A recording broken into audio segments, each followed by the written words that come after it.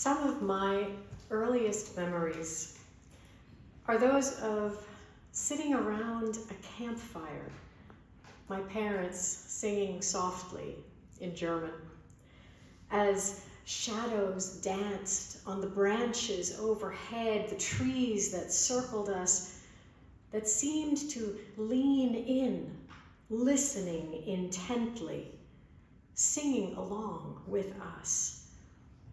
I imagined my ancestors surrounding us and all those yet to come in the shadows, flickering in the shadows, and I imagined all of creation through and beyond time and space, listening and singing.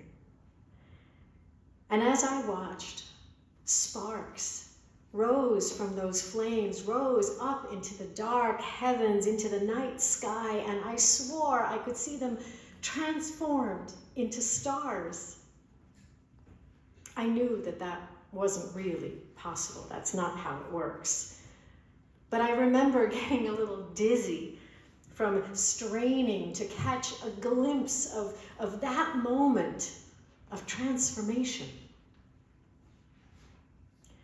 Memories like these are precious, precious sources of joy and of inspiration for the making of new memories, especially when life's disappointing and frightening and heart-wrenching moments overwhelm us, as they have a tendency to do.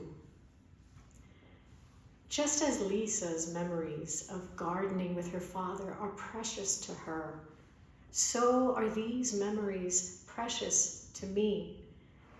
In large part because there was a part of me, even back then, a part of me that knew that moments like these are fleeting. Moments like these, where we feel so connected and watchful. These moments are not to be taken for granted. They are to be treasured. They are to be remembered.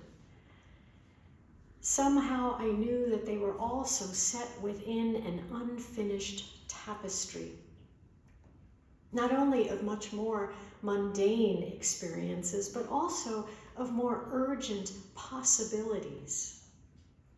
I was taught that I would somehow have to figure out how to contribute to those possibilities.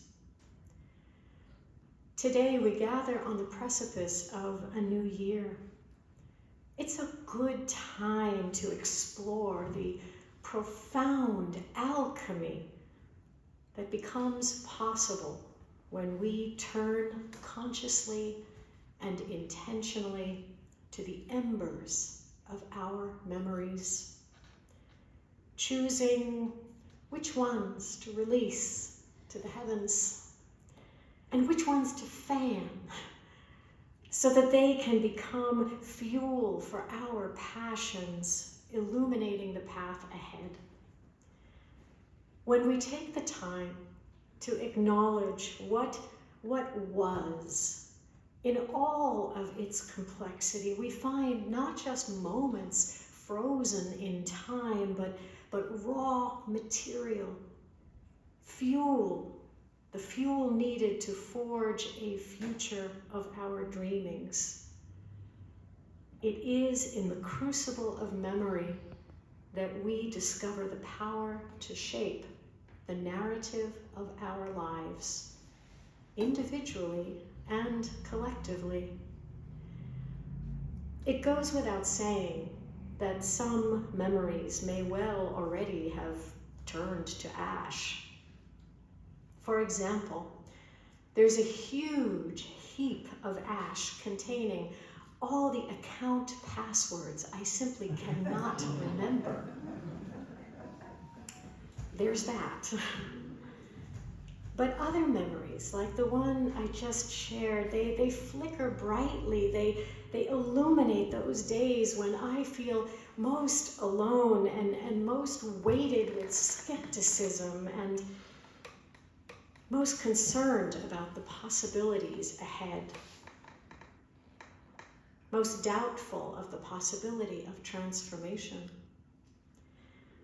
These days, there seem to be a lot of those kinds of days, the challenging kind. A lot more than when I was young, before there was 24-hour live streaming of terrorism and wars and rumors of wars. Memories are smoldering right now, everywhere. Memories are pulsing with the heat of grief and righteous outrage because of all that was broken, all that has been lost within and among us, because of all that seems so very far beyond the reach of our limited personal influence. And also because of all those who yearn to hear the songs that cause their bodies and their minds and their spirits to lean in, to look up, to dream of all the possibilities that could or that should illuminate our world while we're here. It is the synthesis of all of these memories. It is in the synthesis of these that we find the fuel needed for transformation, whether we call it that or resurrection or something else entirely.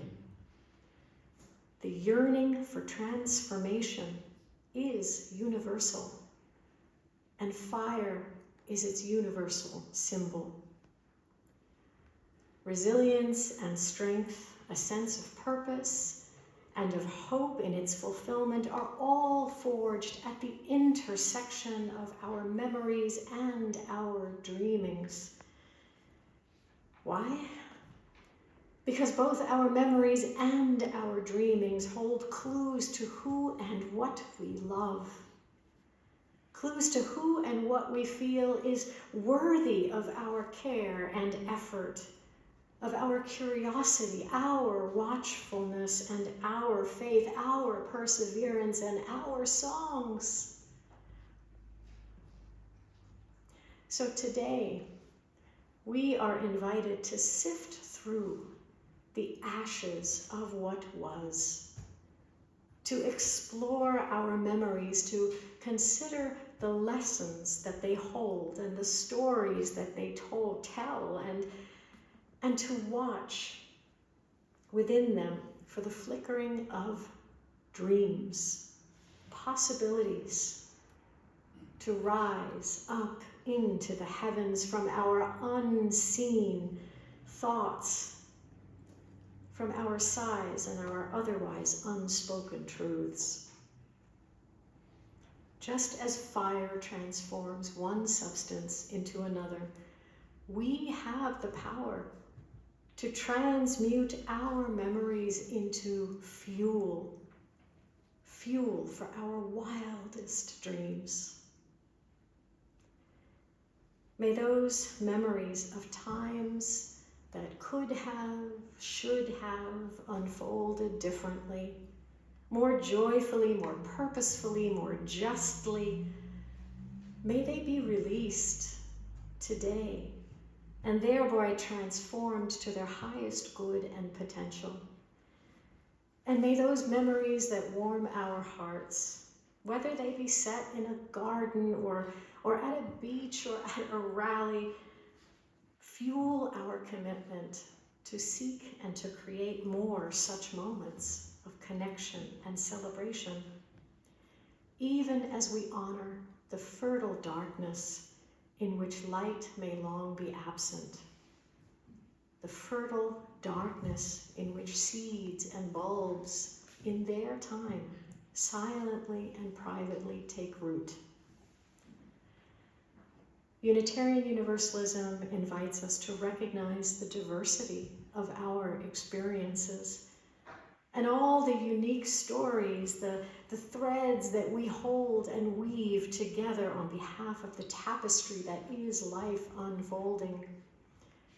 As we take leave of 2023 and open ourselves to a new year, a new opportunity to create lives of meaning and a world of peace for everyone.